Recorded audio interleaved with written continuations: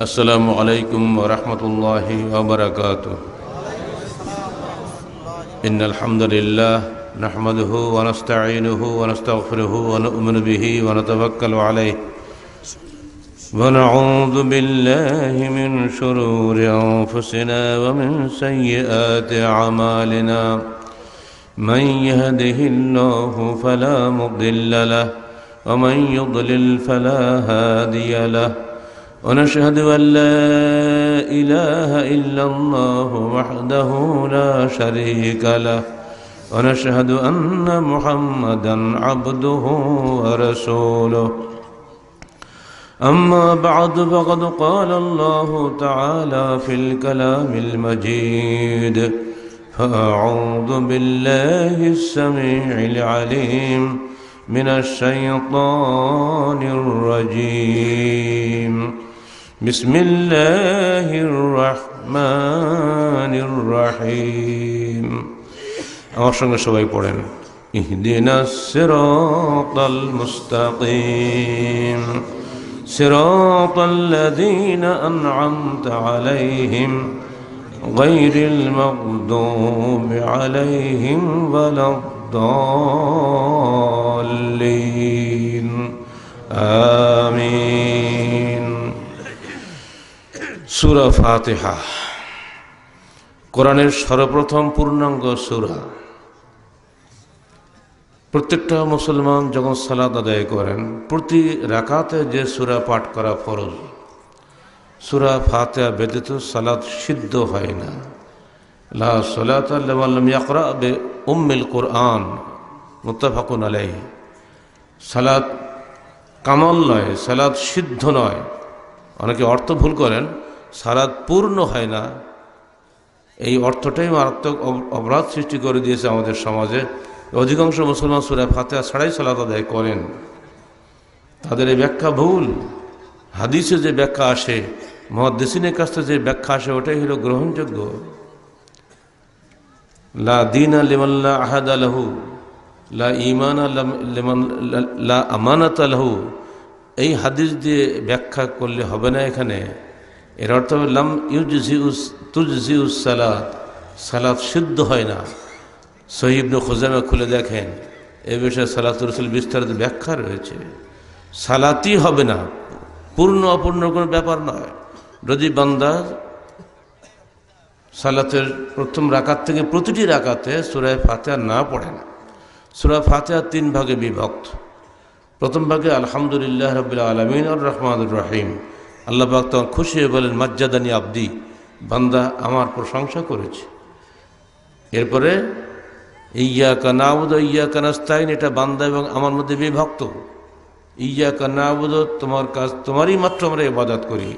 এটা কার? আল্লাহ। ও নাস্তাইন, এটা কিন্তু আমরা আমাদের স্বার্থে সাহায্য প্রার্থনা করি। এরপরেই হলো ইহদিনাস সিরাতাল মুস্তাকিম। এখান থেকে শেষ পর্যন্ত প্রার্থনা, হে আল্লাহ, তুমি আমাদেরকে সরল পথ প্রদর্শন করো। সিরাতাল লাযীনা আন'আমতা আলাইহিম, তাদের রাস্তা, যে রাস্তায় চলার কারণে তুমি তাদেরকে অনুগ্রহ দান করেছ, পুরস্কৃত করেছ। গায়রিল মাগদুবি আলাইহিম, ওই রাস্তায় তুমি আমাদেরকে চালিও না যে রাস্তায় চলার কারণে একদল মানুষ মগদুব হয়ে গেছে, অভিশপ্ত হয়ে গেছে। তারা কারা? ইহুদিরা।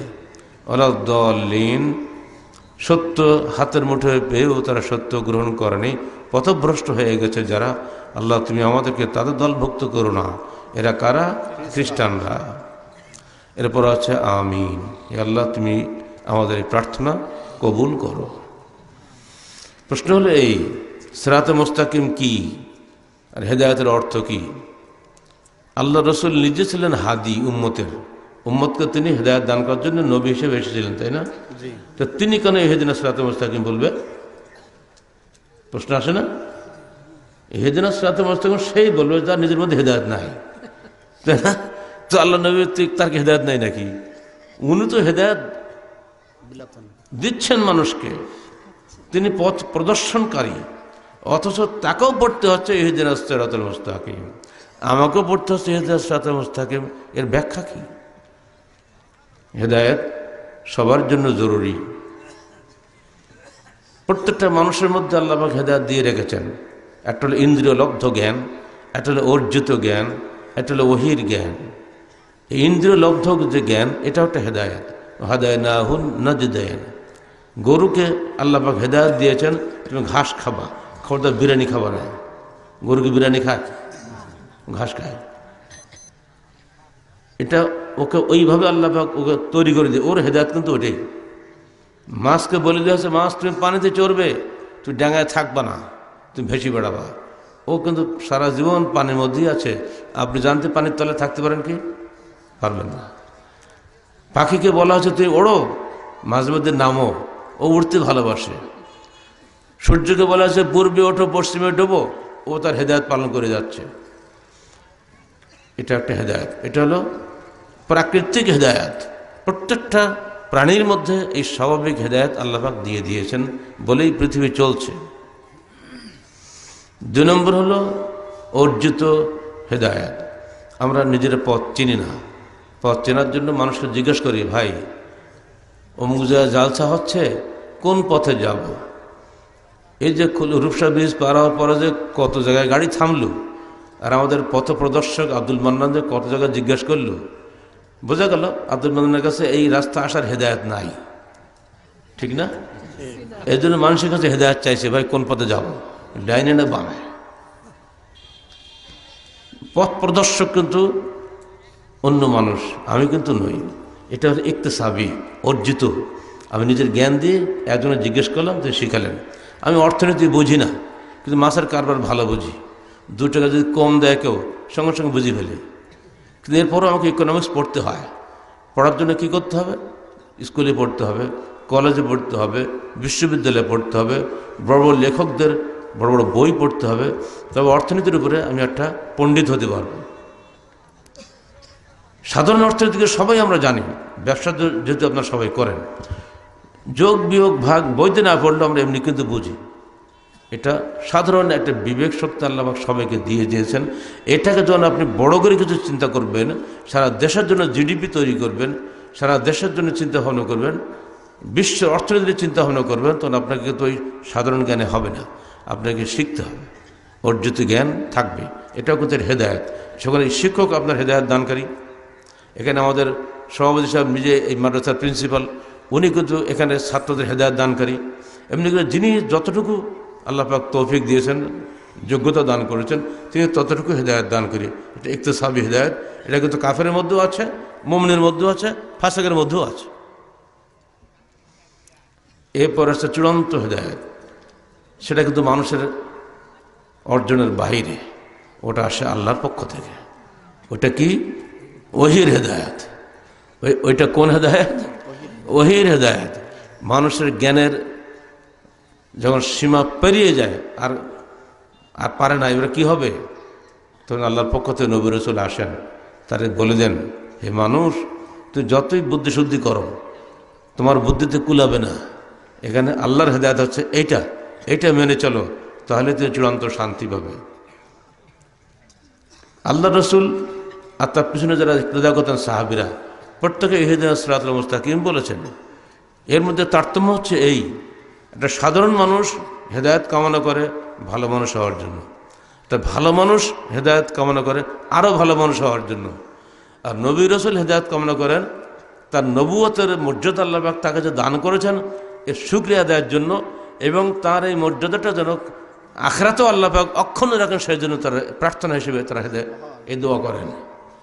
আর আল্লাহ রসুল বলে গেছেন, দেখো তোমরা আজানের পরে আমার জন্য আল্লাহর কাছে মকাম মাহমুদের প্রার্থনা করো। অবাস হো, বলেন তো, অবাস হো মকামাম মাহমুদাল্লাযী ওয়া'আদতা। এটা আমার প্রত্যেকে দোয়া করি না?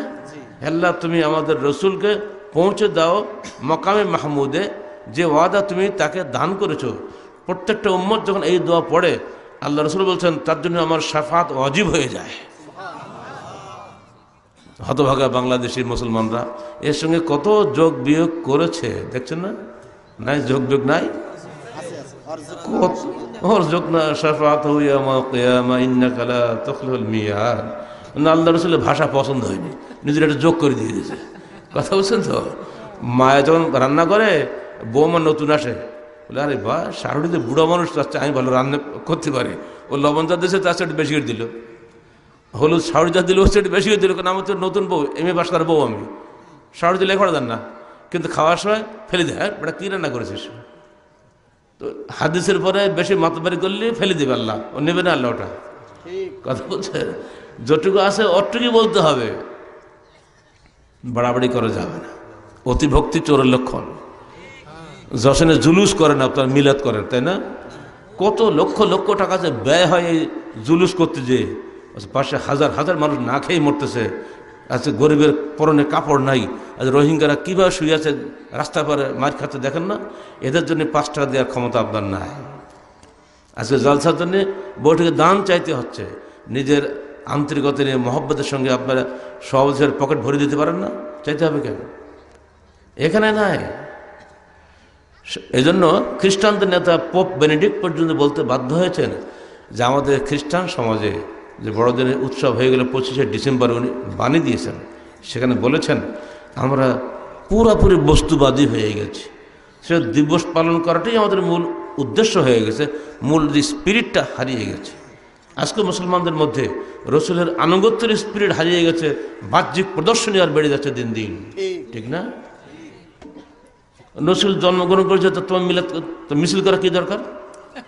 আরে বাবা, তোমার বাবার জন্মতেই মিছিল করো না, তো মায়ের জন্মে মিছিল করো না, রসুলের জন্মে মিছিল কিসের? তারা যারা এটা করে না তারা নাকি মুসলমানই না। কি চমৎকার ফতোয়া! কি করবেন?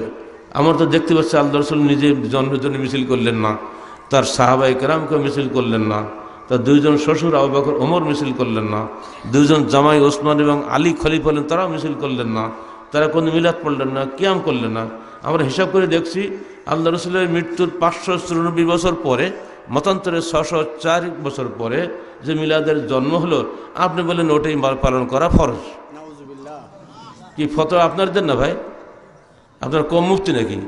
বাপের 100 বছর আগে ছেলে জন্ম হয়? এ কি আজীব দুনিয়া! যারা করছে আলহামদুলিল্লাহ, বড় বড় আলেম ওলামা সব, তাদের গায়ের দেহের জামা কাপড়ের মূল্য আমার 3টে জামা হবে একটা দিলে। তার টুপি যে কত বড় উঁচু, আর রুমাল যে কত টাকা দামের, আগে পিছিয়ে কত যে লকব, হিসাব আছে। আমার কাছে আমাদের মিলাদ প্রসঙ্গ বই আছেন একটা, দেখছেন তো? ওর বিরুদ্ধে একটা বই লিখছে মুফতি সাহেব, সেখানে দেখিয়েছে গালব সাহেবকে, আমাকে হেদায়েত দিয়েছে যে আপনি মিলাদ খুঁজিবানি করেন হাদিসে, এই যে 8টা আয়াতে মিলাদ ফরজ নাজিল হয়েছে, বুঝছেন? 16 না 18টা হাদিস দিয়েছে, আর 124-এর উপরে বড় বড় মুফতি আলেমদের ফতোয়া দিয়েছে মিলাদ করতেই হবে, নাহলে মুসলমান থাকা যাবে। আমি আর কি করবো? জবাব টব না দিয়ে চুপ করে বসে আছে। ওইকে জবাব দেওয়া যাবে? যার জন্মই হয়নি সেটা হলো আমার দেশে ফরজ। এই ফলে দিনের ক্ষেত্রে আমাদের হেদায়েত নাই। হেদায়েত লাভের কতগুলো শর্ত, এই যে আপনাকে অবশ্যই অবশ্যই 3টা শর্ত পূরণ করতে হবে। আপনি যে কাজটা করছেন সেই কাজটা কোরআনের নির্দেশের অনুকূলে হতে হবে। 2 নম্বর, কোরআনে যদি তার বিধান না পান, আপনাকে অবশ্যই সহিহ হাদিসের অনুকূলে হতে হবে। 3 নম্বর, কোরআন এবং হাদিসের ব্যাখ্যা সাহাবায়ে কেরামের বুঝ অনুযায়ী হতে হবে, আপনার বুঝ অনুযায়ী নয়।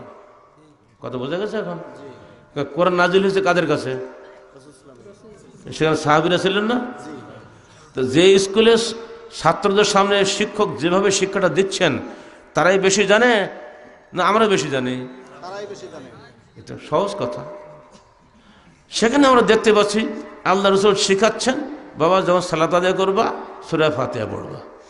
আপনি বলছেন কোরআনে রয়েছে যখন কেরাত পড়ো তো চুপ করে থাকো। ভালো কথা, চুপ করে থাকবো, কেরাত পড়ার সময় চুপ করে থাকলাম, কিন্তু সূরা ফাতিহা ব্যতীত বাকি কেরাত তুমি চুপ করে শোনো। আল্লাহ রসুল পরিষ্কার বলে দিয়েছে ইল্লা বিফাতিহাতিল কিতাব। ইল্লা মানে কি? ব্যতীত। ওই একটা খালি পড়তে হবে, আর কিছু পড়া লাগবে না। আপনি বলেন ইল্লা মিল্লা চলবে না, কোরআন আগে হাদিস পড়ে, আপনি জবাব দিলেন, এটা হবে? এটা আপনার বানানোর কথা। কোরআন যার উপর নাজিল হয়েছে তিনি কোরআনের ব্যাখ্যা বেশি বোঝেন, আমি বেশি বুঝি, তিনি বলে দিচ্ছেন হবে না, আপনি বলছেন হবে। কোনটা মানতে হবে? আল্লাহ রসুলের মানতে হবে না? এইখানে মানতে গেলে কিন্তু আমরা আহলে হাদিস হয়ে যাচ্ছি, আর না মানলে আপনি আহলে রায় হয়ে যাচ্ছেন। অর্থাৎ আপনার রায় মোতাবেক চলছেন, আমি হাদিস মোতাবেক চলছি। এখন আপনার বিবেচনা থাকবে আপনি মানুষের রায় মোতাবেক চলবেন না রসুলের হাদিস মোতাবেক চলবেন, বিবেচনা আপনার থাকবে। কারণ ভাই আপনার কবরে আমি যাব না, আমার কবরে আপনি যাবেন না। আমরা সহজ এটাই বুঝি, আল্লাহর কোরআন নাজিল হয়েছে যার উপরে, তিনি যেটা করেছেন বলেছেন সেটা করতে হবে, বলতে হবে, এর বাইরে গেলে হবে না। আপনি একটা মূলনীতি তৈরি করলেন, আর খাস লাইহাতুল বায়ান লিকুনহি বাইনান। এখানে ফাজিল করার ছাত্র আছে কেউ? ফাজিলের শিক্ষকরা তো আছে মাশাআল্লাহ মনে হয়, সেখানে নুরুল আনোয়ার পড়া হয় না? ও প্রথম দেখবেন মূলনীতি আছে, উসুলি ফিকহের কিতাব। এটা প্রথম উসুলি হচ্ছে এই আল খাস লাইহাতুল বায়ান লিকুনহি বাইনান। খাস কোনো ব্যাখ্যার অপেক্ষা রাখে না, কারণ সে নিজেই ব্যাখ্যা। খাস অর্থ কোরআন। কোরআন বলছে ওয়ারকাউ ওয়াসজুদু, রুকু করো সেজদা করো।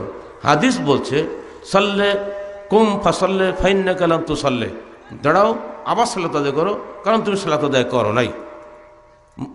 ভুলকারী সালাতের যে ব্যক্তি 3 বার সালাত আদায় করেছেন, আল্লাহ রসুল তাকে 3 বার উঠিয়েছেন, আবার সালাত আদায় করিয়েছেন। সে বলছে হে আল্লাহ রসুল, আমার অপরাধ তো বুঝতে পারছে না, তুমি একটু দ্রুত সালাত আদায় করছো, তোমার ওই সালাত আল্লাহ কাছে কবুল হবে না। টাকাটা খালি উঠবার বসবা, মোরগের ঠোকর দিবা, এটা সালাত হবে না। খালি রাকাত গণনা হবে, সালাত হবে না। ফলে তিনি তাকে ধীরে ধীরে সালাত আদায় করার জন্য নির্দেশ দিলেন। এখন আপনি বলুন, আকিমুস সালাহ কার উপর নাজিল হয়েছে? ওয়ারকাউ ওয়াসজুদু কার উপর নাজিল হয়েছে? তিনি কিন্তু ধীরে সুস্থে সালাত আদায় করার নির্দেশ দিচ্ছেন, না করে 3 বার সালাত আদায় করে এলেন। আপনি বললেন আমার উসুল ফিকহ নুরুল আনোয়ার লেখা আছে যে কোরআন নিজেই নিজের ব্যাখ্যা, তার আলাদা কোনো ব্যাখ্যা লাগবে না। হাদিসে থাকলেও ওই ব্যাখ্যা গ্রহণযোগ্য হবে না, কারণ তাহলে কোরআনের উপরে বেশি বাড়াবাড়ি করা হবে, কোরআনকে অপমান করা হবে। হলো আপনার এই যুক্তি কি এখানে টিকবে? কিয়ামতের মাঠে আল্লাহ পাক জিজ্ঞেস করে, হে বেটা আমি রসুলকে জন্য পাঠাইছিলাম, তুমি রসুল নাকি? ব্যাখ্যা তুমি দেবা না কে দেবে? রসুল ব্যাখ্যা দিয়েছে এইভাবে সালাত আদায় করো, তুমি ব্যাখ্যা দিয়েছো না টাকাটা খালি পড়ো। আর রুকু হল ইনহেনা আর সুজুদ ওয়াজুল জাবহাতে আলাল আরজে, রুকু অর্থ মাথা ঝুঁকানো, সিজদা অর্থ মাথা মাটিতে ঠেকানো। ঠেকালে আর ঝুঁকালে কি সালাত হয়ে যাবে? ছোট্ট ছোট্ট পার্থক্য বোঝাচ্ছে। এখানে মাদ্রাসার সামনে তো এখানে মেলা আলেম ওলামা আছেন, আপনারা পার্থক্যটা দেখে নেন কোথায়। এইভাবে যদি প্রত্যেকটি স্থানে আমরা একটা একটা ধরা শুরু করি, আপনার এখানে তো লোক অর্ধেক চলে যাচ্ছে, উপরের থেকে কী পড়ে কুয়াশা পড়তে সে ভয়ে, এরপর আর থাকবেন না। আপনারা শুনে রাখেন, আল্লাহ কি বলেন নাই যে সুদ হারাম? এই আয়াতটা সবারই জানা আছে, তাই না? আহাল্লাল্লাহুল বাইআ ওয়া হাররামার রিবা, আল্লাহ পাক ব্যবসাকে হালাল করেছেন, সুদকে হারাম করেছেন। এই তো সবাই আমরা জানি, ঠিক না? কারণ আপনি বললেন, অর্থাৎ আপনি সরকার চালাচ্ছেন, আপনি দেশের রাজা নেতা হয়েছেন, এখন ভোটাভুটি নিয়ে বড় নেতা হয়ে গেছেন। আপনি বললেন সুদ না হলে বর্তমান পৃথিবীতে চলা আদৌ সম্ভব নয়। নাউজুবিল্লাহ বললে হবে না? আপনার পেটের মধ্যে সুদ ভর্তি, ওই নাউজুবিল্লাহ দিয়ে লাভ হবে না। গায়ে যে জামাটা গায়ে দিচ্ছে এটাও সুদের টাকায় করা। যত টেক্সটাইল মিল আছে বিনা সুদে চলে? তাহলে টেক্সটাইল মিলে যে জামা তৈরি হয়, এতে যদি 10টা 9 পয়সা যদি যোগ হয় প্রতি গজে, ওটা আমিও দিচ্ছি, তাহলে কি জান্নাত পাওয়া সস্তা নাকি মনে করেছেন? এখন আপনি বলে দিলেন দেশের নেতা, আপনি আমাদের নির্বাচিত গভর্নমেন্ট, আপনি বললেন যে না হবে না, সুদ এ দুনিয়া না খেলে IMF লোন দেবে না, ADB লোন দেবে না, বিশ্ব ব্যাংক লোন দেবে না, অতএব আমাকে সুদ চালাতে হবে। আপাতত সুদটা চলুক। আপাতত করতে করতে ব্রিটিশ আমল গেল, পাকিস্তান আমল গেল, বাংলাদেশ আমল গেল, আপাতত করছেন তো, আপনার হায়াত শেষ। আপনি কবরে গেলেন, এবার যখন সাপে ধরবে, আসেন হাদিসে, যদি চাবালের চেপে ধরবে আর খালি সবল দেবে, তখন আমি বলবো তুমি কি আমার কষ্ট দিচ্ছ কেন? ও তখন কি বলবে? আনা মালকা, তারপর কি আনা কানজুকা, আমি তোমার সেই মাল আর আমি তোমার সেই সঞ্চিত ধন। সুদের মাধ্যমে 100 টাকা লোন দিয়ে 110 টাকা কামাই করেছিলে, ওইটা আমি, আমি সেই সাপ, আমি সেই ধন। বলুন এই হাদিস কি মিথ্যা? কোরআন কি মিথ্যা? আপনি কিন্তু দোয়া সালাত আদায় করেন ঠিক মতো, ইহদিনাস সিরাতাল মুস্তাকিম, আল্লাহ তুমি আমাকে সরল পথ প্রদর্শন করো। আল্লাহ তো পথ দেখিয়ে দিয়েছে, বাবা সুদ হারাম, আপনি সুদ হারাম মানেন? মানেন না, তা আল্লাহ দেখাবে কেন? এবার যান রাজনীতির লাইনে, আল্লাহ রসুল বলছেন বাবা ক্ষমতা চেয়ে নিও না, নেতৃত্ব চেয়ে নিও না। মসজিদে যেন ইমাম নিয়োগ করেন, ইমাম সাহেবকে বলে আমাকে ইমামতি দেন। যদি মসজিদে একদল মুসল্লি থাকে, একজন মুরব্বী দেখে আলম দেখে আমরা ঠেলে দিই সামনে, বাবা আপনি ইমামতি করেন, তাই বলি না? কেউ কি লড়াই করে যে আমাকে ইমাম না করলে আমি মসজিদ থাকবোই না? করে না কেউ। এটাই হলো ইসলামের নিয়ম। আপনি সম্মান করে মর্যাদা দিয়ে আপনার এলাকা যে মানুষটা আপনি ভালো মনে করেন, সে ক্ষমতা চাইবে না, জোর করে তাকে চাপাই দেবেন। যে চায় না তাকেই দিতে হয়, এটাই তো নিয়ম, তাই না? কিন্তু দুর্ভাগ্য এখন আমাদের সম্পূর্ণটাই উল্টা। আমাকে না দিলে তোমাকে দেখে নেব, দুটো দুরকম হয়ে যাচ্ছে না। হাদিস শুনবেন, আল্লাহ রাসূল বলছেন ইন্না লা নুওয়াল্লি আলা আমালিন হাযা লিমান সাআলাহু ওয়া লিমান হারাসা আলাইহি ওয়া লিমান আরাদাহু। বুখারী মুসলিম হাদিস সব। আমরা কখনোই ওই ব্যক্তিকে নেতৃত্ব দেই না যে ব্যক্তি সাআলাহু মানে কি চায়, সওয়াল করে। যে ব্যক্তি হারাসা আলাইহি অর্থ কি? লোভ করে, নেতৃত্বে লোভ করে। লোভ তো ভিতরে থাকে, বাইরে প্রকাশ পায় না, কিন্তু লোভ আল্লাহ জানে তো ভিতরে ভিতরে কি লোভ আছে। অলমান আরাদা, যে নেতৃত্বে আকাঙ্ক্ষা করে। তা আমাদের মধ্যে আকাঙ্ক্ষাও আছে, লোভও আছে, চাওয়াও আছে, এরপরে বলছে ইহদিনাস সিরাতাল মুস্তাকিম। হবে কেন? মানুষের জীবনে যে অশান্তি, বুঝতে পারেন না? রাজনীতির ক্ষেত্রে এই যে নীতি চলছে, এই নীতি কি মাকজুবদের না দল্লিনদের? সচেতন শ্রোতাটা পাওয়া গেল। এই যে ইলেকশনের সিস্টেম চলছে সারা দুনিয়ায়, যেখানেই নির্বাচন সেখানেই গ্রুপিং, যেখানেই ভোট সেখানেই মারামারি। ভাগ্য ভালো যে আপনার কেউ কেউ বেশি আছেন, কদিন পরে এমন অবস্থা হবে ঘরে ঘরে লাশ পড়বে। কি চমৎকার! স্বামী স্ত্রীর বিরুদ্ধে, স্ত্রী স্বামীর বিরুদ্ধে, ছোট ভাই বড় ভাইয়ের বিরুদ্ধে, বড় ভাই ছোট ভাইয়ের বিরুদ্ধে, ঘরে ঘরে নির্বাচনের লড়াই। অবশেষে এমন হবে বউ তালাক হয়ে যাবে। কতগুলো বই প্রতি বছর তালাক হতে ঠিক ঠিকানা নাই। কত মানুষ যে মরে। আর একবার যদি গ্রুপিং শুরু হয়, মৃত্যু তাদের মধ্যে আর মিল হয় না। দেখছেন না? আপনি বললেন জনগণের ভোটে ভালো মানুষ তৈরি হয়, তাই আমেরিকার যে লোকটা এবার নির্বাচিত হলো, বিশ্বের সবচেয়ে নিকৃষ্ট লোক বোধহয় ওইটা হবে। আমেরিকার ইতিহাসে এরকম নিকৃষ্ট লোক কখনো হয়নি, কিন্তু ভোট সবার চেয়ে বেশি পেয়েছে। বাস, আর ভোটে ও বাবা তোর ওম্মা তোর একটি ভোটে অমুক দল জিতে যাবে, এই তো একটি ভোট পেলেই তো হয়ে গেল।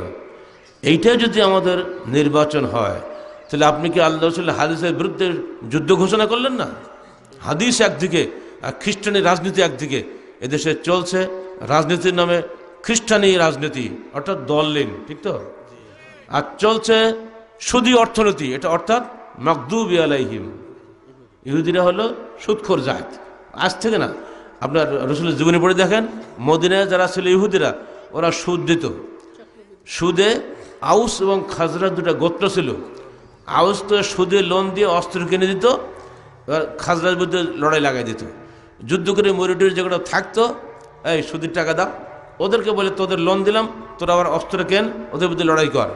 এই অস্ত্র দিয়ে একে অপরের বিরুদ্ধে যুদ্ধ লাগানো ছিল তাদের কাজ, নিজেরা যুদ্ধ করতো না। আজকের বিশ্বে কি সেটাই হচ্ছে না? অস্ত্র ব্যবসা করছে কারা বলেন?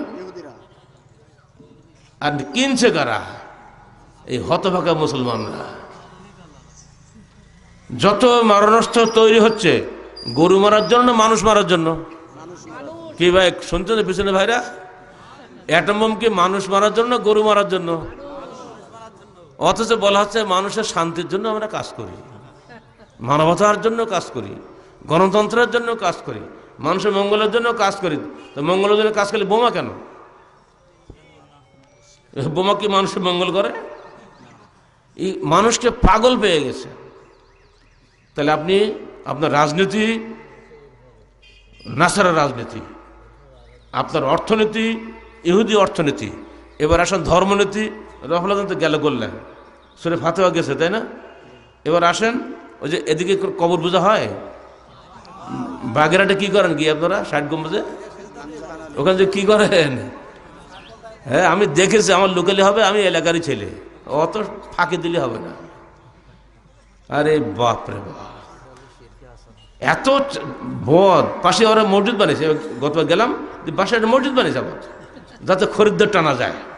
মসজিদের নামে আসবে, কবরে গেছে দেবো। তাহলে ধর্মনীতি হচ্ছে পরিষ্কারভাবে শিরকি ধর্মনীতি। দূর অতীতে ফিরে যান 5000 বছর আগে। ইব্রাহিম তার বাপকে বলছে, আব্বা তুমি নিজ হাতে মূর্তি বানাও আর তার পূজা করো।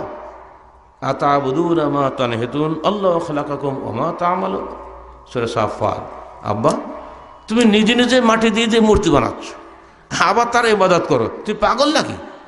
বাপ ছেলের এই প্রশ্নের উত্তরে বাপকে দেবে, ওকে উত্তর আছে নাকি? আর আব্বা হাল ইয়াসমাউনাকুম ইজতাদুন আও ইয়ানফাউনাকুম আও ইয়াদুররুন, যখন তোমরা ওই মূর্তিগুলোকে ডাকো ওরা কি শুনতে পায়? যখন তোমরা ওই মূর্তিগুলিকে ডাকো ওরা কি কোনো উপকার বা ক্ষতি করতে পারে? তো কওমের নেতারা শেষ বললো, দেখো ইব্রাহিম তোমার কথা ঠিক, কিন্তু বল ওয়াজাদনা আবানা কাযালিকা ইয়াফআলুন, বাপ দাদা সবাইকে আমরা এটা করতে দেখেছি বলেই আমরা তাই করি। ফানাযাল্লাল্লাহু আকিফিন, ওদের সামনে আমরা 2 হাত জোড় করে দাঁড়িয়ে থাকি, বাবা এই কারণে যে বাপ দাদা এটা করে গেছে। এটা কিন্তু আজকের কথা, কোরআনের কথা সব। সে দূর অতীতে 5000 বছর আগে যে কাজ করতো, আজকেও ঠিক আপনি কবরের পাশে গিয়ে ঠিক তাই করছেন না? আপনি কি কবরবাসীকে ডাকছেন, ও কি শুনতে পাচ্ছে? ও কি কোনো উপকার করতে পারে, আপনার কোনো ক্ষতি করতে পারে? কেন যান সেখানে? আপনি একই কথাই বলবেন, বাপ দাদা তো পুরুষ করে গেছে তাই করছে, তাই বলবেন না? তাহলে আপনি এবার নিজে নিজে চিন্তা করুন, আপনার ধর্মনীতি মুশরিকদের সঙ্গে কোনো পার্থক্য নাই। ওদের সামনে একটা মূর্তি খাড়া করা থাকে আর আপনার মূর্তি মাটির তলে ঢাকা থাকে, তাই না? পার্থক্য তো কিছুই নাই। তাহলে আপনি শিরকের দিক দিয়ে মাশাআল্লাহ পুরোপুরি মিলে গেলেন। যে অর্থনীতি, অর্থাৎ আপনার দেহে যে হারাম খাদ্য দিয়ে তৈরি হয়, ওই দেহ কি জান্নাত পাবে? হাদিসটা শোনেন আমার কাছে, আমার সঙ্গে বলে একটা হাদিস শুনে যান, মুখস্থ হোক বা না হোক চেষ্টা করেন। আর আল্লাহ রসুলের জবান মিলালে মনে একটা নেকি আর শান্তি লাগে, তাই না?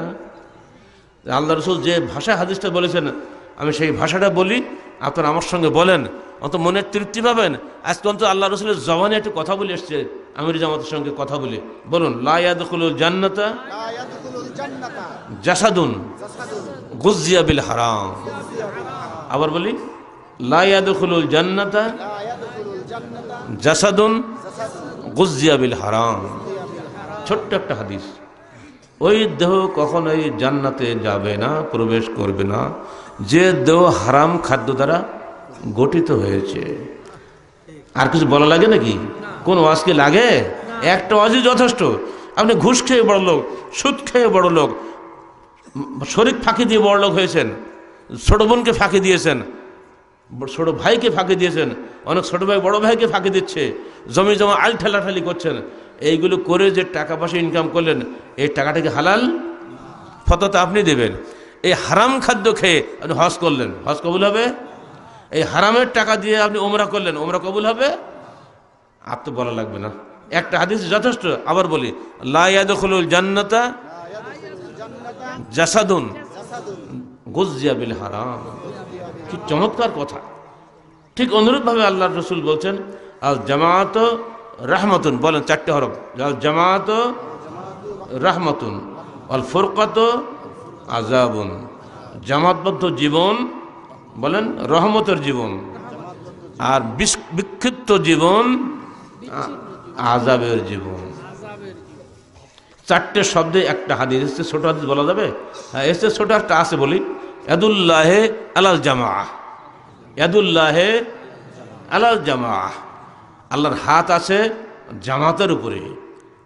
তাহলে আমাদের সবাইকে মুসলিম হিসাবে আমাদের জামাতবদ্ধ থাকাটাই আল্লাহর এবং তার রসুলের নির্দেশ, এটাই তো। আমরা মনে করে নিয়েছি যত বিভক্ত হবে তত নেতা হওয়া যাবে, তাই না? নেতা হতে গেলেই আলাদা দল করাই লাগবে।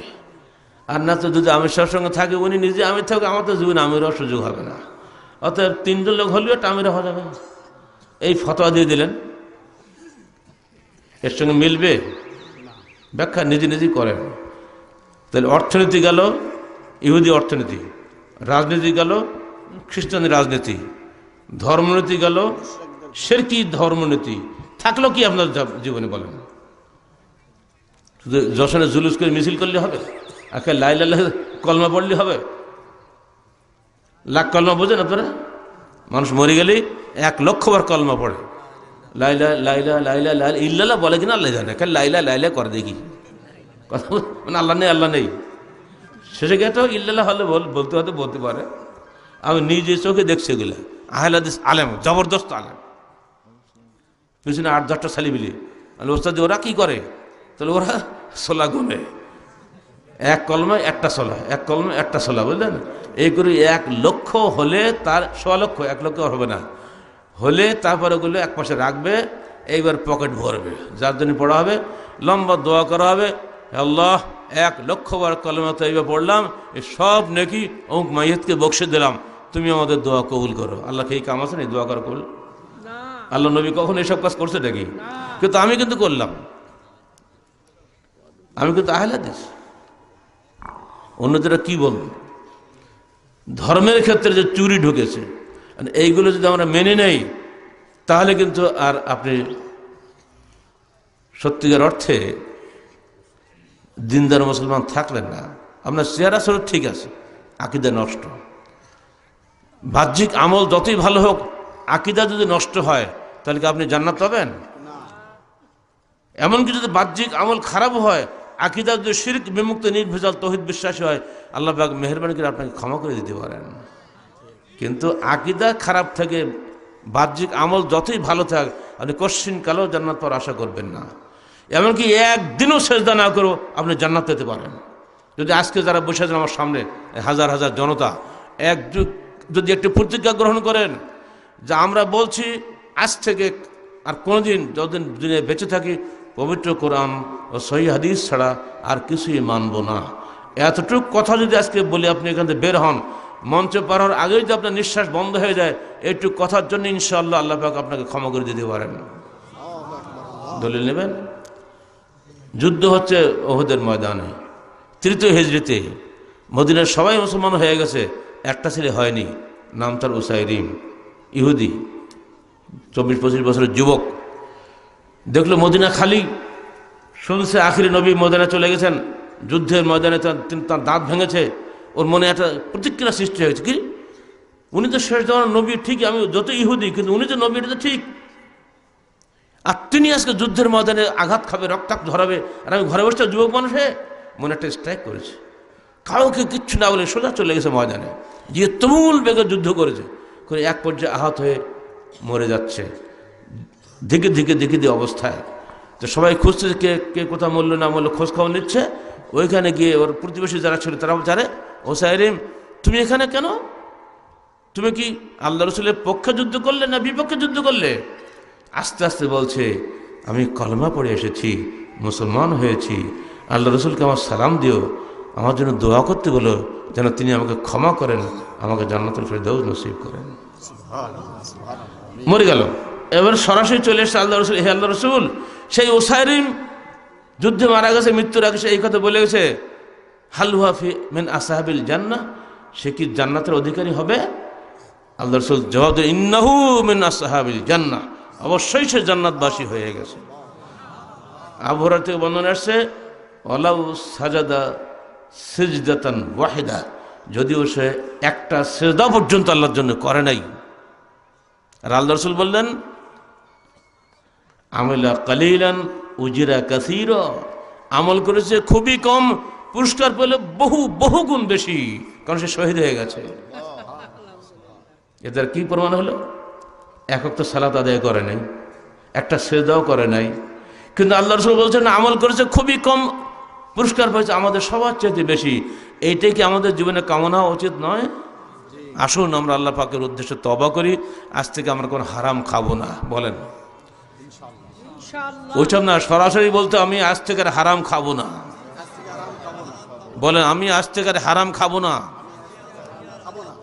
আমি এখন থেকে হালাল ভক্ষণ করব। আল্লাহ তুমি আমাকে তৌফিক দান করো, সমাজ ইনশাআল্লাহ সুন্দর হয়ে যাবে। এরপরে বলছি, কোরআন হাদিসের বুঝ সবার সমান নয়, এটা বড় সমস্যার বিষয়। এজন্য বললাম সাহাবায়ে কেরামের বুঝ অনুযায়ী আপনাকে বুঝতে হবে। আল্লাহ পাক বলছেন সূরা মায়দা 47 আয়াতে, আমাল্লাম ইয়াহকুম বিমা আনজালাল্লাহু ফাউলাইকা হুমুল কাফিরুন। ঠিক না? যে ব্যক্তি আল্লাহর বিধান অনুযায়ী দেশ শাসন করে না বা ফয়সালা দেয় না, সে ব্যক্তি কাফের। এবার আপনি ব্যাখ্যা দিলেন আমাদের সরকার যেহেতু ইসলাম অনুযায়ী দেশ শাসন করছে না, অতএব আমাদের সরকার কাফের, আর কাফের রক্ত হালাল, অতএব চলো সব গুলিগোল্লা নিয়ে কাফের মেরিয়ে আসি, মারলেই জান্নাত পেয়ে যাব। ফতোয়া দিয়ে দিল। ফলে এখন 17 বছর 18 বছর বাচ্চা ছেলেপিলে, এদের জান্নাতের নেশা এমন ধরেছে, এদের ওরা বোমা টোমা নিয়ে মারা শুরু করে দিয়েছে।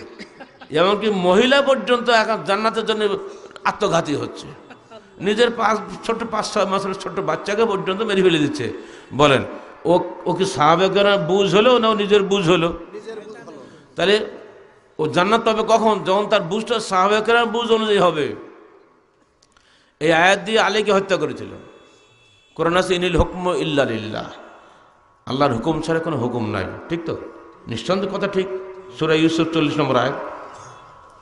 আলীকে বললেন ছেলেপিলে এসে, ওরা কিন্তু আলীর দলভুক্ত সব, এসে হে আলী, আল্লাহ বলছে আল্লাহ ছাড়া কোনো হুকুম নাই, তো আপনি আর মুআবিয়ার মধ্যে যে ঝগড়া হচ্ছে, এখানে আপনি সালিশ মানলেন তৃতীয় একজন ব্যক্তিকে, আবু মুসা আশারি, আমর ইবনে আস, দুজন প্রখ্যাত সাহাবী। এই সালিশ মানা তো নাজায়েজ, যে আল্লাহর কিতাব রয়েছে তা থাকতে মানুষকে সালিশ মানলেন কেন? আলী বলেন দেখো, মানুষের ঝগড়া লাগলে মানুষই তো মিটাবে, কিতাব তো কথা বলে না। এটা আল্লাহ রাসূল আমাদেরকে শিখিয়েছেন, এইভাবে মানুষের তোমরা করে দাও বলে ঝগড়া লাগলে ঝগড়া মিটিয়ে দাও। এমনকি হাদিসে রয়েছে আলা আখবরুকুম বিখাইরিন মিনাস সালাতি ওয়াজ যাকাতি ওয়াল সাদাকা ওয়াল জিহাদি ফি সাবিলিল্লাহ, আমি কি তোমাদেরকে এমন একটা বিষয় বলে দেবো না, সালাত, সিয়াম, যাকাত এমনকি জিহাদের চাইতে উত্তম? সেটা কি? ইসলাহু যাতিল বাইনি হালেকা, পারস্পরিক গণ্ডগোল মীমাংসা করে দেওয়া, এটা সমস্ত গুনাহকে একদম মুছে ফেলে দেয়। এই হাদিস আমার আল্লাহ নবীর মুখে শুনেছি। তিনি বলেছেন মুসলমান ঝগড়া লাগলে তোমরা তৃতীয় পক্ষ একজন থেকে ওটা মিটমাট করে দাও। এজন্য আমার সঙ্গে ঝগড়া হয়েছে মুআবিয়া, তৃতীয় দুজন লোককে আমরা উভয় পক্ষে একমত হয়ে সালিশ নির্বাচন করেছি। এটা তো হাদিস অনুযায়ী আমরা করেছি, তো না হাদিসটা মানে না, কোরআন যা আছে তাই মানতে হবে। খেলা শেষ। 12,000 ছেলেপিলে চলে গেল ওর দল থেকে।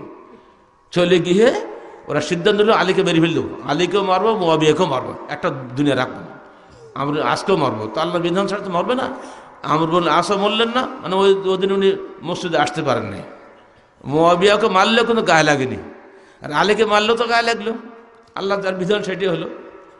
দেখেন এবার আপনারাই বিচার করুন, ওই ছোট্ট ছেলেকে বেশি বুঝে না আলী, মুআবিয়া, আমর, ইসলাম জগতের বিখ্যাত মানুষগুলা যারা জীবদ্দশায় যাদের গোনা মাফ হয়ে গেছে, জান্নাতের সুসংবাদ প্রাপ্ত ব্যক্তি, তিনি কি কিছু বোঝেন না?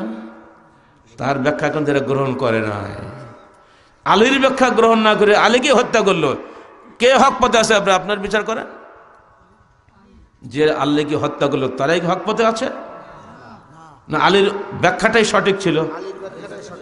আলী জবাব দিয়েছেন দেখো, লাবুদ্দা মিন ইমারাতিন বিররাতিন কানাত আও ফাজিরাতান, নেতৃত্বে ভালো মানুষও আছে, দুষ্ট মানুষও আছে। দুষ্ট মানুষ আসলেও তারা তো আর কিছু না করুক, রাস্তাঘাট তো করে দেয়, সমাজে কিছু কল্যাণ তো করে, অর্থাৎ তোমার আনুগত্য করে যেতে হবে। ও তো হাক্কাহুম আদ্দু ইলাইহিম হাক্কাহুম সালুল্লাহ হাক্কাকুম, আমার রাসূল বলেছেন সরকারের হক সরকারকে দিয়ে দাও, তোমার হক আল্লাহর কাছে চাও।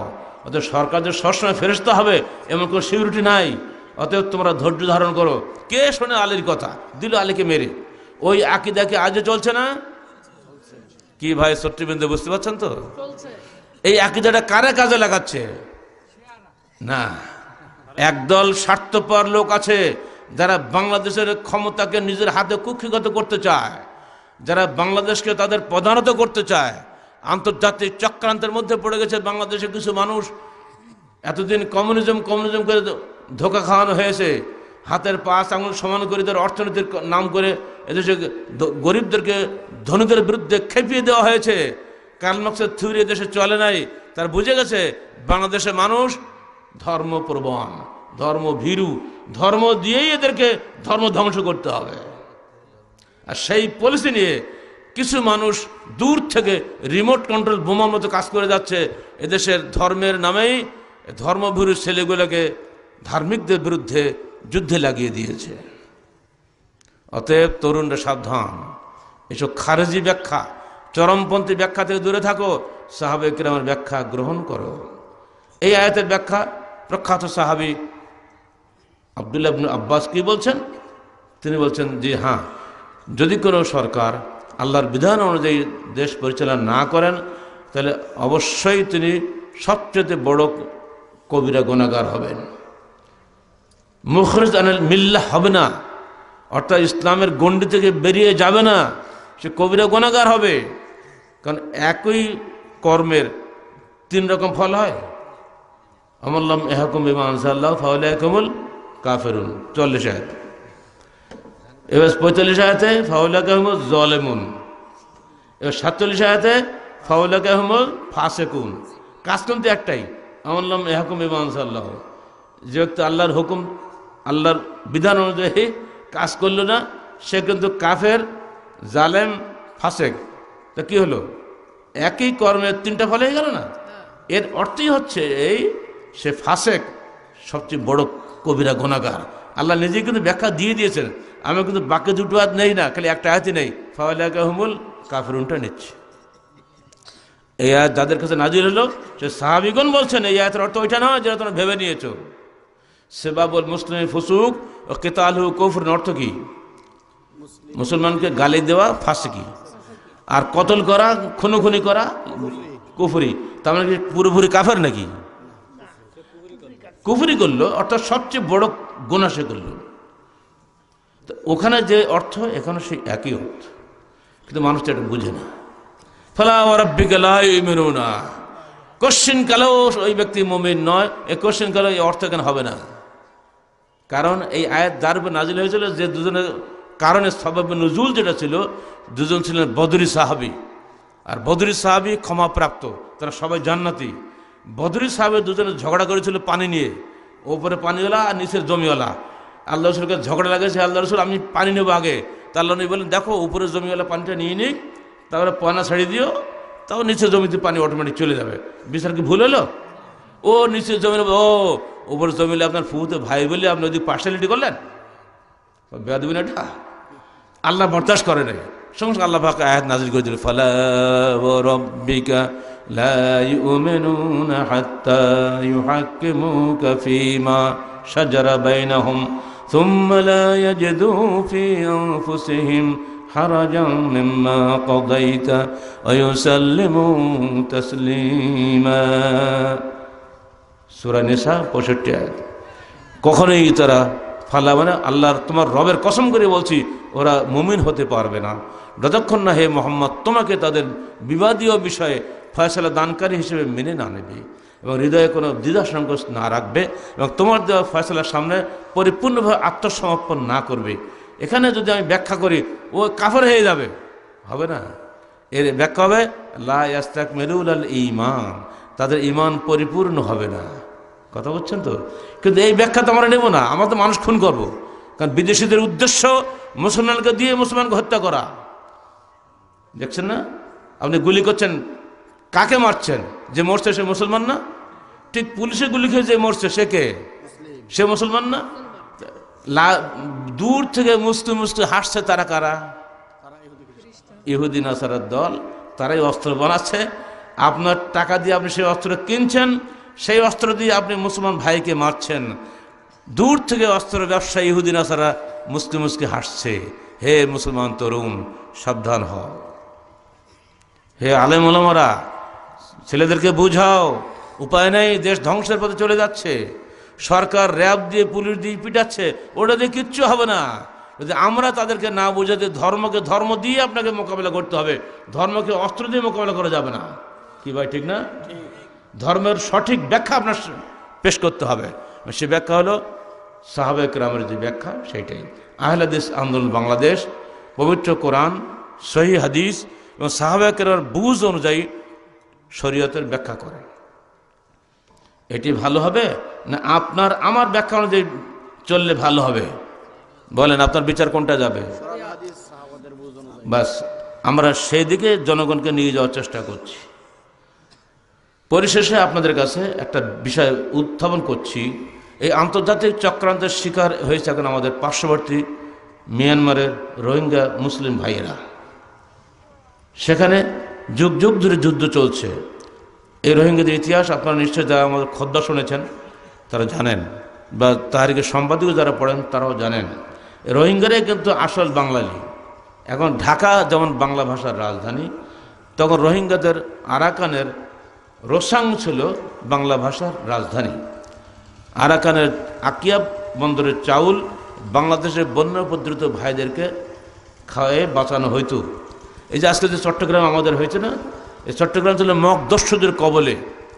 এই মগ দস্যুদের কাছ থেকে শায়েস্তা খান 1666 খ্রিস্টাব্দে মাত্র 36 ঘন্টায় এই আরাকানি রোহিঙ্গা ভাইদের সাহায্য নিয়ে মগ দস্যুদের হাত থেকে মুক্ত করেছিলেন। যদি সেদিন আরাকান মুক্ত না হয়তো চিটাগাং, আর চিটাগাং কিন্তু বাংলাদেশের অংশ হতে পারত না। আরাকান রাজসভার নাম করা কবি আলাউল, মর্দান শাহ, সলিম শাহ, এসব বিখ্যাত বিখ্যাত কবি সব বাংলা ভাষার। এই আরাকান রাজ্য স্বাধীন রাজ্য ছিল, যা 17 জন রাজা ছিল মুসলমান। কালিমা শাহ, মর্দান শাহ, সিকান্দার শাহ, এসব মুসলমান, তারা স্বাধীন রাজত্ব চালিয়েছে 250 বছর ধরে। আজকে ওটা তারাই হয়ে গেছে হতভাগা। আন্তর্জাতিক চক্রান্ত। ব্রিটিশ যখন এদেশ থেকে চলে গেল, তখন আরাকানকে বাংলাদেশ সঙ্গে যোগ না দিয়ে দিয়ে গেল বার্মার সঙ্গে। বার্মা হলো সম্পূর্ণ ভিন ভাষী, ভিন দেশি, ভিন ধর্মী, এবং ইয়োমা পর্বতমালার অপর পাশে, ওই পর্বতমালার ডিঙি এ পাশে আসা কোনো যুক্তি নাই। মাঝখানে বাংলাদেশের সঙ্গে রোহিঙ্গাদের আরাকানের সঙ্গে পার্থক্য সেরফ মাঝখানে একটা নদী, আর কিচ্ছু না। আর তাদেরকে ওদের সঙ্গে জুড়ে দিয়ে, ভাই ধর্মে মিল না হলে মহব্বত হয় নাকি? ভাষায় মিল নাই, ধর্মে মিল নাই, আকিদায় মিল নাই, কিছুতেই মিল নাই। আর ওরা এসে হামলা করলে, এখানে হামলা করে একটানা 1 মাস ধরে 1 লক্ষ রোহিঙ্গাকে হত্যা করেছিল, কয়েক লক্ষ মানুষকে বহিষ্কার করেছিল এই আরাকান থেকে, সেই 1942 সালে। এই তখন তো চলছে রক্তের হোলি খেলা। আর আন্তর্জাতিক হুজুররা সব কী বলতেও খারাপ লাগে, যারা শান্তির ফেরিওয়ালা, গণতন্ত্রের ফেরিওয়ালারা জাতিসংঘ বানিয়ে বসে আছে, তো ওখানে বসে গোপে মোচড় দিচ্ছে। বেটা মরছে তো মুসলমান না, আমাদের লোক তো মরছে না। কথা বুঝছেন? আজকে সমানে মানুষ মরছে, তাদের নির্যাতনের চেহারা আপনারা টিভিতে দেখছেন। আমরা ভাই টিভি দেখি না, পত্রিকা পড়িতে বলি, আর তাহারিকে আমরা এগুলো লিখি। কি মর্মান্তিকভাবে তাদের উপরে নিকৃষ্ট নির্যাতন করা হচ্ছে। আপনি কি পারবেন একটা নিরীহ কচি শিশু 5 মাস 6 মাসের বাচ্চাটাকে ফুটবলের মতো লাথি মেরে আগুনে ফেলে দিতে পারবেন? আপনার বিবেকে পারবে? সেদিন নাকি টিভি দেখেছে 1 সপ্তাহ আগে, একটা ছোট্ট ছেলে 3 বছর বয়স, তাকে উঁচু করে তুলে ফেলে দিয়েছে দূরে। ও চলে গেছে, আবার আসতে বলেছে, চলে আসছে, আবার লাথি মেরে ফেলে দিয়েছে। এবারে তাকে উঁচু করে এক মাথা ধরেছে এক পাশে, ঘাট ধরেছে এক পাশে, এমনকি মোড়া দিয়ে দিয়েছে, কট করে ঘাট মটকে গেছে। ওইভাবে মরে গেলে আগুনে ছুড়ে ফেলে দিল। আর খিলখিল করে হাসে, মায়ের সামনে সন্তানকে হত্যা করছে। এগুলি সম্ভব? এটা মানুষ নয়, মানুষেরও নিচে চলে গেছে। আপনাদেরকে গান মনে পড়ে? খোকা ঘুমালো, পড়া জুড়ালো, বর্গি এলো দেশে, তারপর বুলবুলিতে ধান খেয়েছে, খাজনা দেব কিসে, তারপর ধান ফুরালো, পান ফুরালো, খাজনার উপায় কি, আর কটা দিন সবুর করো, রসুন বুনেছি। এ কারা? এই বর্গীরা কিন্তু ওই বর্মী দস্যুরা। ওরা 100 সারা বাংলাদেশ লুট করে খাইতো। এখন বাংলাদেশে আইনের, ওরা আইন টাইন মানে না, এখন আমরা বলি এর মগের মূল্য পাইছো নাকি, বলি না? এই মগ কিন্তু ওরাই, এই বর্মী মগ দস্যুরাই আজ রোহিঙ্গা মুসলমানদেরকে হত্যা করছে একইভাবে। আমাদের কি কোনো কর্তব্য নাই? পৃথিবীর তৃতীয় বৃহত্তম মুসলিম রাষ্ট্র বাংলাদেশ, এখানে আমরা 17-18 কোটি মুসলমান বসবাস করি। আমাদের পাশেই এই মানুষগুলো নির্যাতিত হচ্ছে, আমাদের টু শব্দ নাই। আল্লাহর পাশে, আল্লাহর সামনে আমাদের দাঁড়াতে হবে না, একদিন কৈফিয়ত দিতে হবে না? আমরা কথা বলেছি এবং তাদের জন্য আমরা সাহায্য চেয়েছি সবার কাছে। আল্লাহর বান্দা দুনিয়াতে আছে, সবাই সাহায্য পাঠাচ্ছে, কিন্তু সেখানে সাহায্য দিতে যাচ্ছি, সেখানেও পুলিশ আবার ধরে। কি বিপদ দেখেন! এরপরও ওই মানুষগুলো আমাদের দেশে এসে শর্টকাট করে মরবে। একজন মহিলা বলেছে, এদিকে আমাদের বিডিআর নাকি বিজিবি, এদের রাইফেল তাক করা, ওদিকে ওদের রাইফেল তাক করা, মাঝখানে নদীতে ওরা ডুবে মরতেছে। তো এক মহিলাকে বলেছে, দেখো তুমি এত কষ্ট করে আসলে কেন? তো মহিলা জবাব দিয়েছে কি জানেন? যে বাংলাদেশের মাটিতে যদি আমি মরি, এতটুকু সান্ত্বনা নিয়ে মরবো যে আমার অন্তত জানাজাটা হবে। আহা, চিন্তা করতে পারেন? কিন্তু ওইখানে মরলে আমার জানাজাটুকু ভাগ্য হবে না। এই ইমান কোনো মূল্য, আপনি কোটি টাকা দিলে মূল্য দিতে পারবেন? হয়তো সে আহলে হাদিস না, হয়তো সে হানাফি না, কিন্তু সে মুসলমান তো বটেই। তার ইমান কত জোরালো! সে কিন্তু বৌদ্ধ হয় নাই, সে মুসলমান নিয়েই, ইমান নিয়েই, ইসলাম নিয়েই কিন্তু জীবন দিচ্ছে। সন্তান হত্যা হচ্ছে তার সামনে, এরপর নদী পাড়িতে চলে আসছে, নদীতে ডুবে মরছে তার চোখের সামনে। ইমান কিন্তু সে ছাড়ছে না। বলুন, এই ইমানদার মানুষগুলি বাঁচানো কি আমাদের দায়িত্ব নয়? আসুন আমরা সাহায্যের হাত বাড়িয়ে দিই। আমরা আত্মাহারিকে অ্যাকাউন্ট নম্বর দিয়ে দিয়েছি, আপনারা সাহায্য পাঠাবেন কেন্দ্রে। আমরা চেষ্টা করবো তাদের কাছে পৌঁছানোর জন্য। সরকারকে বললো, দয়া করে এই নির্যাতিত মানবতাকে সাহায্য করার জন্য আমরা যাচ্ছি, তোমরা আমাদের উপরে জুলুম করো না। তোমরা আমাদের নির্বাচিত সরকার, দয়া করে গণতন্ত্রী হওয়ার চাইতে মানবিক হও। মানবিক হওয়া বেশি জরুরি, গণতন্ত্রী হওয়া বেশি জরুরি। মানুষ আগে মানুষ হতে হবে, আগে মানুষ, তারপর অন্য কিছু। আহলে হাদিস আন্দোলন বাংলাদেশ মানবতাকে উচ্চে তুলে ধরার চেষ্টা করে। আমাদের দাওয়াত শুধু আহলে হাদিসের কাছে নয়, হানাফির কাছে, হিন্দুর কাছে, বৌদ্ধের কাছে, খ্রিস্টানের কাছে, যিনি আদম সন্তান, প্রত্যেকটা মানুষের কাছে আমাদের দাওয়াত, আসুন পবিত্র কোরআন ও সহিহ হাদিসের আলোকে জীবন গড়ি। বলেন তো, আসুন পবিত্র কোরআন ও সহিহ হাদিসের আলোকে জীবন গড়ি। কারণ এই দুটো আমাদের তৈরি করা জিনিস না ভাই, এটা আল্লাহ প্রেরিত বিধান। বলুন, আল্লাহর ওহির বিধানে কি কোনো ভুল আছে? কোনো মিথ্যা আছে? সে অভ্রান্ত সত্যের উৎস নিয়ে আমরা জীবনে আন্দোলন করে যাচ্ছি, সমাজটাকে এই সত্যের আলোকে গড়ে তোলার জন্য। এই মহান আন্দোলনে কি আপনারা শরীক হতে রাজি আছেন? সব কিছু যাক, আমরা চাই আপনারা এই দাওয়াতের মধ্যে শরীক হয়ে যান। শুধু আহলে হাদিস নাম নিয়ে হবে না, কাম আহলে হাদিস হতে হবে। আপনি কাজে আহলে হাদিস হন, সালাত নেই, সিয়াম নেই, সুদ ঘুষ সবই খাবেন, আমি পাক্কা আহলে হাদিস হবে? এটা তো হবে না। তো আমরা চাচ্ছি আমাদের যুবকরা সত্যিকার অর্থে মর্দে মুজাহিদ হোক, তারেকের মতো, সেই মুসা বিন নুসাইরের মতো, যারা একজন জীবনের বিনিময়ে ইসলামের স্বার্থে কাজ করে গিয়েছে। আমরা সেই মর্দে মুজাহিদ করে তুলতে চাই। ইমান যাদের আগে, পরে অন্য সব কিছু। যারা কোরআন হাদিসরা কিছুই বোঝে না, এইসব মানুষগুলো সামনে আনতে হবে আগামী দিনে। এদের দিকে সমাজ তাকিয়ে আছে। বস্তুবাদী হবেন না, দুনিয়া নিয়ে পাগল হবেন না। দুনিয়া এখন আছে, একটু পরে আপনি থাকবেন না। যখন নিঃশ্বাস শেষ হয়ে যাবে, তখন আপনার দুনিয়া শেষ হয়ে যাবে। অর্থাৎ নিঃশ্বাস শেষ হওয়ার পরবর্তী যে জীবনটা চিরস্থায়ী জীবন, আসুন আমরা ওই পরকালের জীবনের জন্য কাজ করি। আল্লাহ পাক, আল্লাহ রাসূল বলছেন, আদাতুল ইবাদিয়াস সালিহিন মা লা আইনুন রাত ওয়ালা উযুনুন সামিআত ওয়ালা খাতরা আলা কালবি বাশার। মনে রেখে দিও, হে ঈমানদারগণ, তোমাদের জন্য আমি তৈরি করে রেখেছি এমন জান্নাত যা কখনোই তোমাদের চোখ দেখেনি, কান কখনো শোনেনি, তোমাদের হৃদয়ে কখনো কল্পনা করেনি। তোমাদের জন্য সবই আমি মজুদ করে রেখে দিয়েছি, শুধু তোমরা আমার বিধান মেনে দুনিয়াতেই বিদায় হও। আপনার কি আল্লাহর বিধান মানতে রাজি আছেন? আল্লাহ রসুলের বিধান মানতে রাজি আছেন? এই জন্য একাকে মানলে হবে না, সবাইকে নিয়ে মানতে হবে না, একা মানা যাবে না। এটা আল্লাহ নবীর নির্দেশ। সবাইকে নিয়ে সমাজ গঠে তোলো। সমাজ ব্যতীত মানুষ একা বাঁচতে পারে না। কথা বলছেন? সমাজের ড্রেন যদি নষ্ট হয়, আপনার ছোট একটা মাছ যদি ওই পচা ড্রেনে ছেড়ে দেন, ওই মাছটা কি ভালো থাকবে? ঠিক এই পচা সমাজে আপনার সন্তান যদি মানুষ হয়, সে কি পচা হয়ে যাবে? তো অতএব সমাজটা সুন্দর করার জন্য আমাদের প্রত্যেকের দায়িত্ব রয়েছে। এজন্য এই সংগঠনের মাধ্যমে সমাজকে গড়ে তোলার চেষ্টা আমরা করে যাচ্ছি। আল্লাহ পাক আমাদের সবাইকে এই হক আন্দোলনে শরীক হওয়ার তৌফিক দান করুন। আল্লাহুম্মা আমিন। সুবহানাকাল্লাহুম্মা ওয়া বিহামদিকা আশহাদু আল্লা ইলাহা ইল্লা আনতা আস্তাগফিরুকা ওয়া আতুবু ইলাইক। আসসালামু আলাইকুম ওয়া রাহমাতুল্লাহি ওয়া বারাকাতুহু।